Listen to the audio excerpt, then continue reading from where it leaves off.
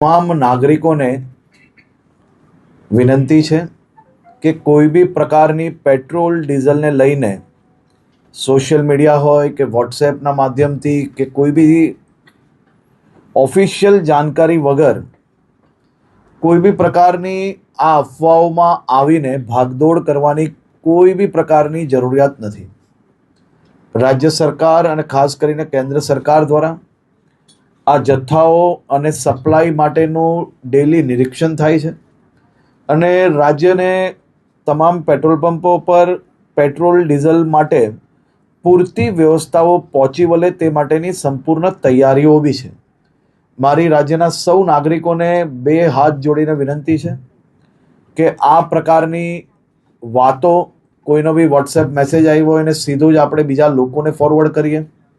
કોઈ બી પ્રકારની જાણકારી વગર સંપૂર્ણ માહિતી વગર પોસ્ટ મૂકીને આપણે આપણી જોડે જોડે હજારો લોકોને કારણ વગરના એમનો સમય વેડફીએ અને સાથે સાથે કોઈ બી પ્રકારે શહેરમાં કે રાજ્યમાં આ પ્રકારની ખોટી માહિતીઓ ફેલાવનાર લોકો પર બી આવનારા દિવસોમાં કડક પગલાં ભરવામાં આવશે.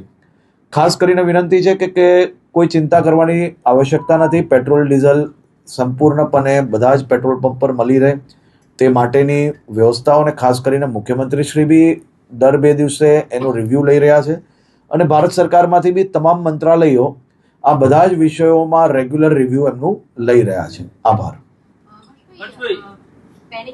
ગુજરાતના દરેક નાગરિકોને અમે રાજ્ય સરકાર વતી ખાતરી આપવા માંગીએ છીએ કે ગુજરાત રાજ્યમાં પેટ્રોલ અને ડીઝલનો કોઈ પણ પ્રશ્ન નથી.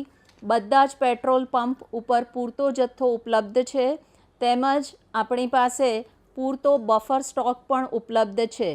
તેથી કોઈ પણ નાગરિકે બિલકુલ ગભરાવાની જરૂર નથી કે પેટ્રોલ પંપ બહાર કોઈ પણ કન્સર્નથી કોઈ પણ લાઈન લગાડવાની જરૂર નથી. જ્યારે પણ પેટ્રોલ ડીઝલનો જેટલો જથ્થો જોઈએ એ પૂરતા પ્રમાણમાં ઉપલબ્ધ છે.